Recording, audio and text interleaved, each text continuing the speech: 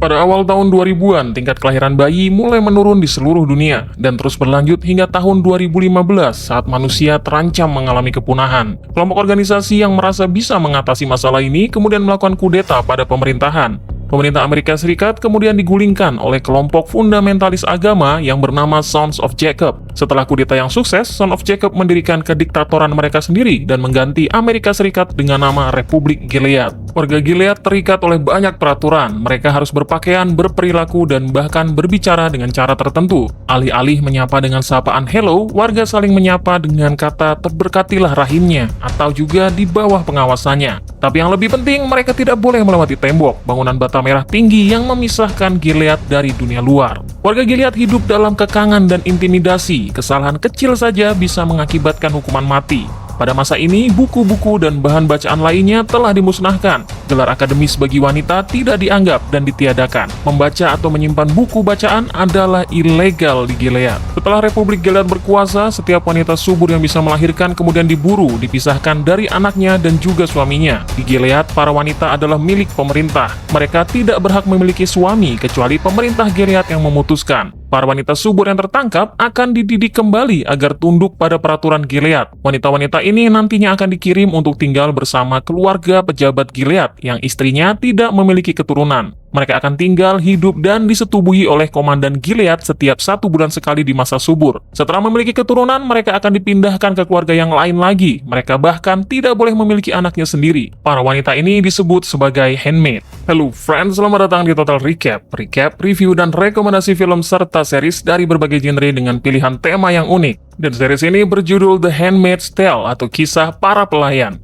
The Handmaid's Tale adalah adaptasi dari novel distopia karya Margaret Atwood yang juga sudah pernah difilmkan pada tahun 1990.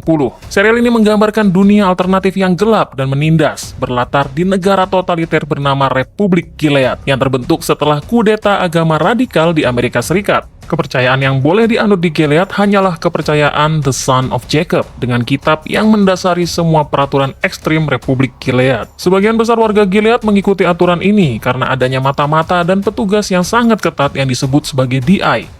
Mereka ada di mana-mana yang bersemangat untuk melaporkan pelanggaran dan setiap pelanggaran akan mendapat hukuman berat. Pelanggar aturan bisa diasingkan ke koloni, yaitu sebuah wilayah yang telah tercemar limbah radioaktif, atau mereka bisa dieksekusi dan tubuh mereka digantung di atas tembok sebagai peringatan bagi orang lain. Namun, warga negara yang hidupnya paling dibatasi adalah perempuan. Di Gilead, perempuan diurutkan ke dalam beberapa kelas berbeda dan mengatur pakaian dengan warna-warna tertentu sesuai kelasnya. Kelompok wanita yang paling memiliki kuasa dibanding kelompok lain adalah para istri atau juga disebut para ibu. Mereka adalah pasangan dari komander atau pejabat Gilead yang berpangkat tinggi. Meskipun mereka menikmati statusnya, tapi mereka hanya mempunyai sedikit kekuasaan di luar rumah tangganya sendiri. Sama-sama dilarang membaca dan juga tidak memiliki profesi lain selain menjadi istri pejabat. Mereka hanya boleh menggunakan pakaian berwarna hijau toska atau biru teal. Lalu ada handmaids, adalah kelompok para wanita subur atau yang sudah terbukti pernah melahirkan. Para handmaids bertugas melahirkan anak dari para komander Gilead yang istrinya tidak subur atau mandul. Para handmaids tidak boleh memiliki nama.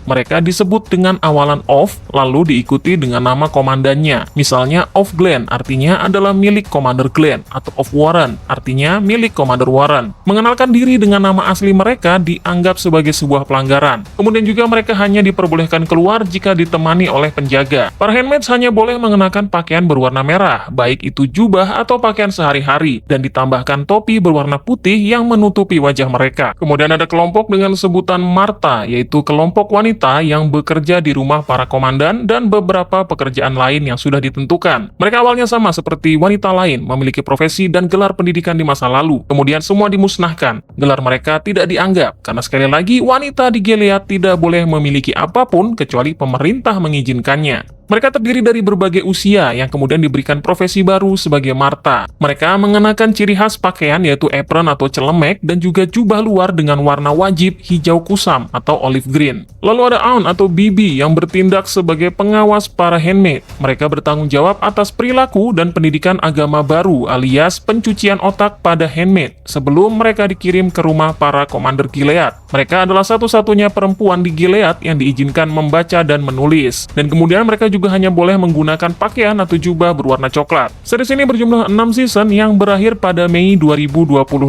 Menonton series ini menimbulkan ketidaknyamanan dan berbagai perasaan lainnya, terutama bagi para perempuan. Oleh karena itu, agar kamu tidak perlu terlalu banyak mengikuti ketidaknyamanannya, silakan tonton recapnya di sini. Mengikuti kisah Jun, seorang ibu dan juga seorang istri, Jun awalnya bekerja sebagai editor. Ketika pemerintahan Amerika runtuh dan diambil alih oleh The Son of Jacob, Jun dan semua wanita di Amerika tidak diizinkan bekerja. Kantor-kantor didatangi para tentara yang memaksa perusahaan memecat seluruh karyawan perempuan.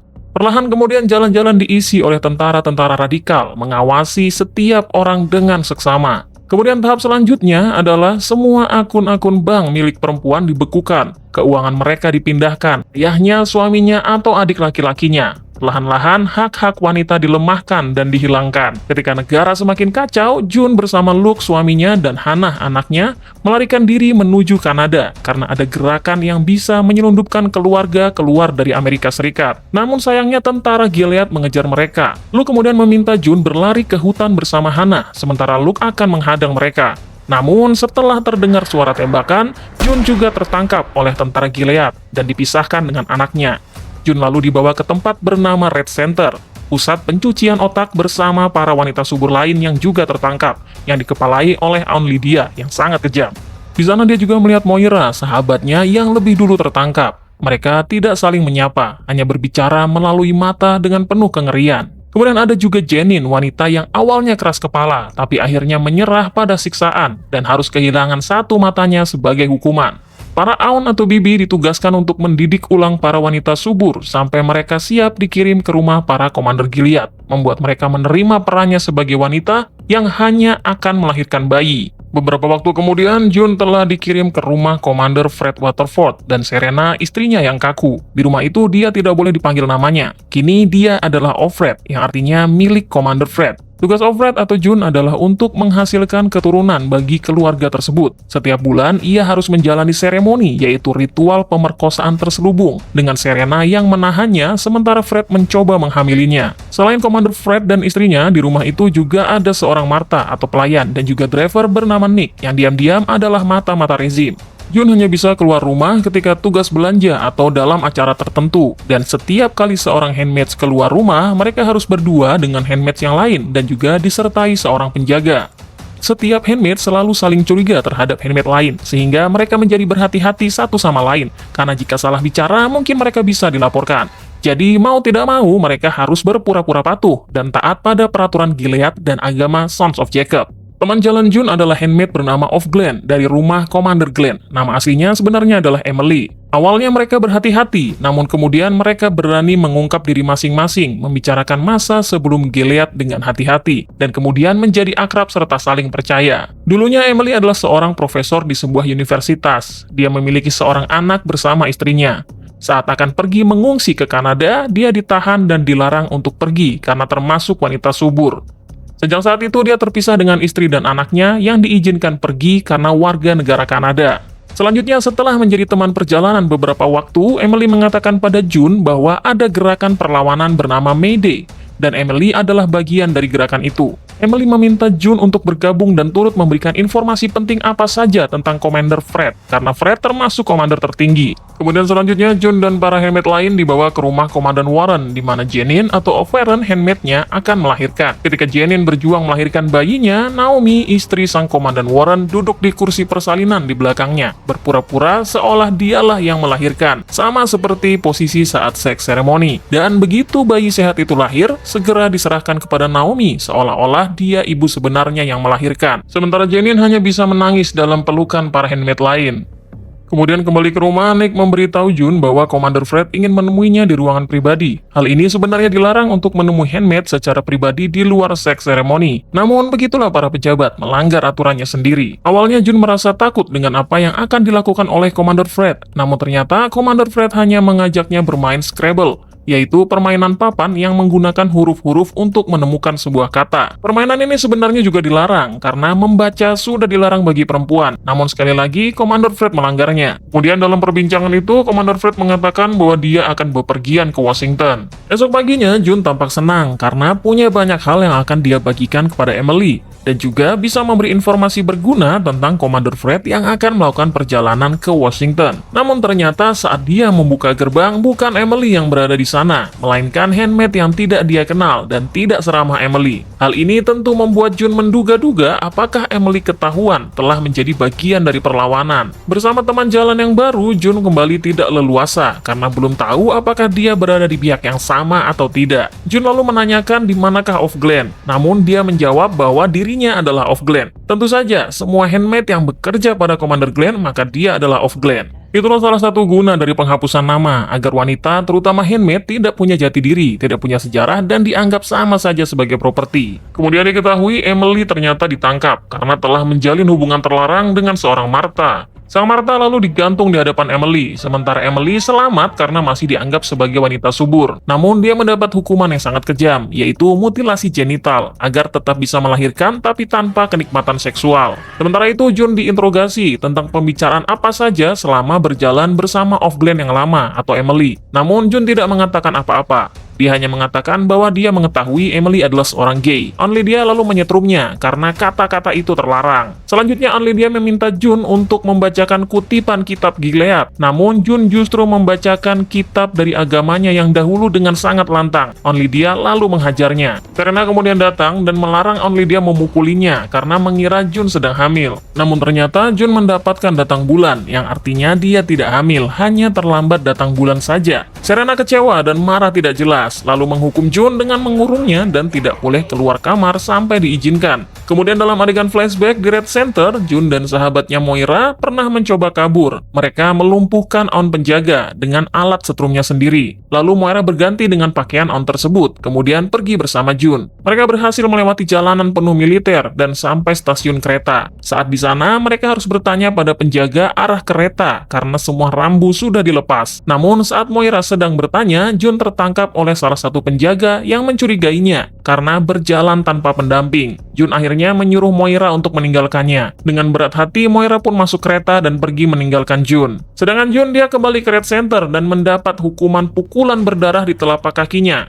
Kembali ke masa kini, setelah masa subur tiba, malam seks seremoni kembali dilakukan. Sebelum itu, Jun harus menjalani pemeriksaan dokter. Di rumah sakit, dokter menawarkan untuk menghamilinya agar tugasnya di keluarga Komander Fred selesai dan dia tidak disalahkan. Karena menurut dokter, mungkin Fred lah yang mandul. Meski kata pria mandul juga terlarang di Gilead, karena bagi Gilead, mandul adalah kesalahan wanita. Di dalam mobil yang disupiri oleh Nick untuk membawanya pulang, Jun berteriak-teriak histeris, mengungkapkan semua perasaannya, meratapi betapa tidak berharga hidupnya di hadapan semua orang. Bahkan dokter pun ingin melecehkannya hanya untuk melahirkan. Malam seremoni kembali harus dijalani dengan posisi yang sudah ditetapkan. Namun kali ini sepertinya Komander Fred tidak bisa membuat burungnya berdiri, sehingga seremoni malam itu gagal total. Pada tengah malam, Komander Fred kembali mengundang Jun ke kamarnya untuk bermain Scrabble. Dia juga membiarkan Jun untuk membaca sebuah kamus, yang tentu saja sebenarnya itu dilarang. Jun masih belum tahu alasan kenapa Komander Fred mencoba akrab dengan dirinya.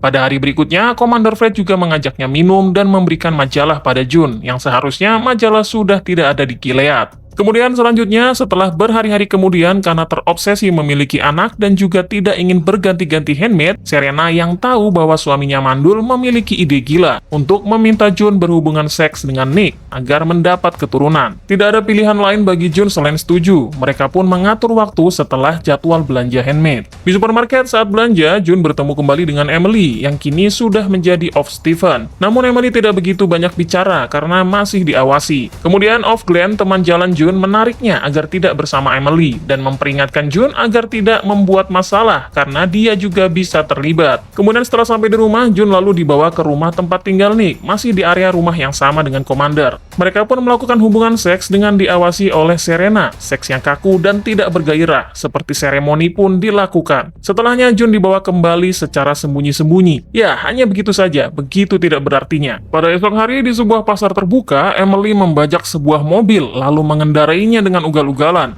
Dia bermaksud kabur atau entah hanya bersikap memberontak. Para handmaid yang melihat menyembunyikan tawa dan kegembiraan mereka. Meski syok dengan tindakan Emily, mereka merasa senang melihat ada sedikit perlawanan, menunjukkan bahwa tidak semua pura-pura patuh. Emily lalu melindas salah satu anggota militer. Para handmaid hampir bersorak melihatnya, namun mereka bisa menahannya dan sekali lagi tersenyum yang ditahan. Namun pada akhirnya Emily tetap tertangkap. Di rumah, Serena kembali menanyakan tentang kehamilan June, lalu mengatakan handmaid yang tidak bisa hamil tidaklah berguna. Pada malam harinya, termotivasi pada keberanian Emily dan juga tuntutan Serena terus-terusan memberi June dorongan baru. Malam itu ia mendatangi Nick secara diam-diam, dan keduanya kemudian terlibat dalam hubungan intim penuh gairah, bukan lagi hubungan intim yang kaku dan ditonton orang lain.